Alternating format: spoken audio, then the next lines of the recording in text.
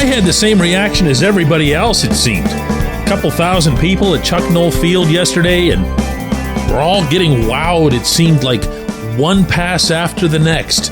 Justin Fields magic. So I started asking some questions. Good morning to you. Good Friday morning. I'm Dejan Kovacevic of DK Pittsburgh Sports. This is Daily Shot of Steelers. It comes your way bright and early every weekday. If you're into hockey and or baseball, I also offer daily shots of Penguins and Pirates in the same place that you found this. Fields has unmistakably been good through the early part of camp. He got really good 2 days ago, and then yesterday took it to another level, I thought. Full context here, there were pads most of the week. There were not pads yesterday because tonight they're doing the full pad annual night practice at Latrobe Memorial Stadium. But there were still, a lot of throws, a lot of catches, 7 shots, and even the first 2-minute drill of camp.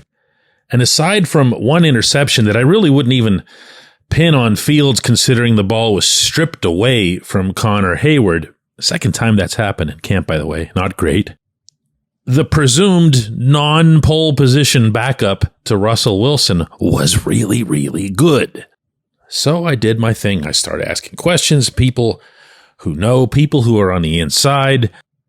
I'm not going to lie to you. I came away surprised, but not disappointed. What I found out was no, there is no chance that he'll be starting to open the season. There is no quarterback competition, at least not in the truest spirit of the term. When the Steelers line up for their first preseason game, Wilson will be the starter. When they line up in Atlanta, Wilson will be the starter. A month into the season, 2 months into this, Wilson's going to be the starter, okay? The belief on the inside, from what I was told, is that Wilson, because of his experience, because of his continuing consistency, meaning through the summer workouts, through the dialogues and execution of Arthur Smith's playbook, Wilson has shown very well. And I should throw in, Wilson did more in terms of participation in this practice yesterday than he had at any point in camp, coming back from that calf injury. And he also was really good. So what does it mean when we hear Smith say something like this after the practice yesterday? So I think Justin's done a fantastic job, and we're getting to know him. And when Russell's time coming, good thing is Russ has been a veteran, so these are critical reps for Justin. Well, if you only paid attention to the very first thing he said about how awesome Fields is, you can take that from it. But if you listen to the whole thing, he actually spells it out for you. He says, these reps are really valuable because Russ is going to be back and Russ has the experience, and it doesn't matter that Russ has missed this time because he's a veteran and all that. It's all there. It's all there. And again, that's okay. That's okay by me. I'm okay with being surprised and not disappointed because I look at Fields way more through the prism of the 2025 season than I do this one. If this player at age 25 is here now, learning this system, learning under an experienced quarterback like Wilson, living it out, whether it's in practices or whether he gets into games, participating in some form or other, which, by the way, I'm additionally told is still very much in the works. If he does that and he can work out of his system the Chicago-ness that undoubtedly would have contributed to all those interceptions and all those fumbles. And by the way, only 2 picks through a week of camp, a week and change of camp. If he can prioritize taking care of the football, even if that means, remember when that became the emphasis with Kenny Pickett a couple of years ago and they basically just told him to throw it into the seats, like 18 rows into the seats, if he had any doubt at all, and he was like throwing it 24 rows in.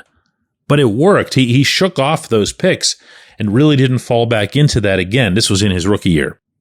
you almost have to take Fields to that extreme. You have to cleanse that out of his system. But if and when you do, and if and when he advances, progresses as he appears to be doing, and as the Steelers believe that he is doing already this summer, in terms of reading defenses, hitting guys on the fly, meaning cutting across the middle, some of the most dangerous passes for interceptions. If he tucks the ball properly when he runs, doesn't have it out like a loaf of bread in the wrong hand.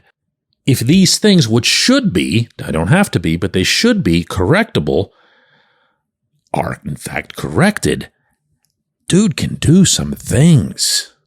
In fact, I mean, you can see that from the back of his card with the Bears. I mean, he's not exactly lacking in terms of offensive production.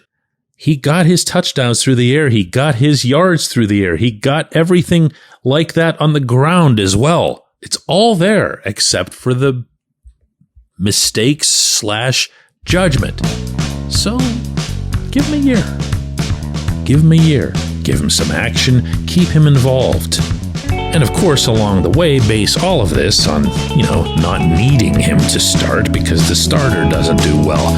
When we come back, J1Q.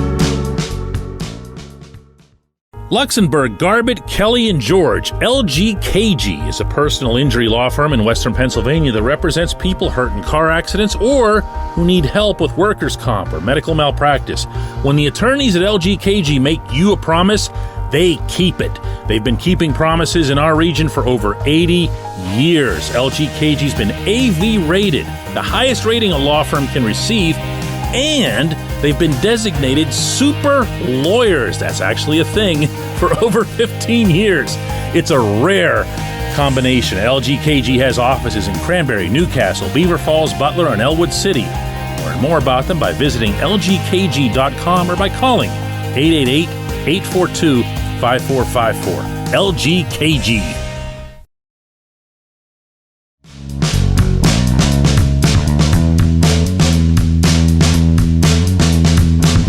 J1Q comes from Sudesh, and it is outstanding. And DK, about this upcoming season, I think I'm most excited about the additions on defense, allowing Minkah Fitzpatrick to be the ball hawk that we know and love. Going back to the Green Bay game last season, the Steelers are backed up on their goal line. Minkah calls a timeout because he didn't like Terrell Austin's original call, so they audibled. They changed the formation to everyone not rushing on the goal line. Why wouldn't they? Pick, game over. Do you know what kind of leeway Minkah has to do that on a game-to-game basis? Mike Tomlin has flaws as a head coach. He has significant and recurring flaws. One of his strengths, not even so much as a coach, but as a leader of men, is that he has created a culture in which anyone who is invested in the process, in the outcome, at the same level that he is, has a voice. Doesn't mean it's an equal voice. Doesn't mean he doesn't have the last word. But they have a voice, and he makes that known. That applies not just to situations like the one that you described, Sudesh, but also off the field. Scouting meetings, evaluations, cuts, the draft, free agency. If someone feels strongly enough and speaks with the proper conviction and, of course, information and knowledge, they will be heard. I have heard this from countless people over the years, and I've heard it from players who are both alumni and active. And Minkah is one of those types. When Minkah has something to say, the coach will know that it's coming from the right place, and he'll know that it's coming from someone who has a knowledge of the system, of its pluses and minuses. And he'll know that it's coming from someone who has an instinct out there when he's playing that only someone like him can have. It's the reason that Dick LeBeau would seek counsel from Troy Polamalu, even though Troy was doing stuff that made no sense to anybody else when he was out there. Minkah came to Pittsburgh with that sixth sense. Minkah, you'll recall on that special day in Santa Clara, California, when he made his debut, just walked out there and looked like he'd been playing for the Steelers within that system for that coach for years. He just has that it factor to him. So, yes, he has leeway. Yes, the defense is currently, and of course, throughout this past summer, being constructed or reconstructed in a way that Minkah is going to be freed up that much more to do his ball hawking. And I believe that with all the three safety sets that I've seen out in Latrobe, this team could continue looking at that position. It doesn't have to be just Deshaun Elliott and those who are here already. Let Joey Porter Jr. function in single coverage. He's shown that he could do it. Let's see what Dante Jackson's got. He's shown well to date. Figure out the nickels. Figure out the inside linebackers and how much coverage they're doing. And maybe more important than anything, and I know Minkah feels this way as well, get that pass rush going. Nothing creates opportunities for the secondary like getting at the quarterback. My man just needs to stay on the field, you know? Don't underestimate how much it hurt not having him out there, and yet they still went 10-7 somehow. I appreciate the question, Sudesh. I appreciate everybody listening to Daily Shot of Steelers. We'll be back with another one of these on Monday.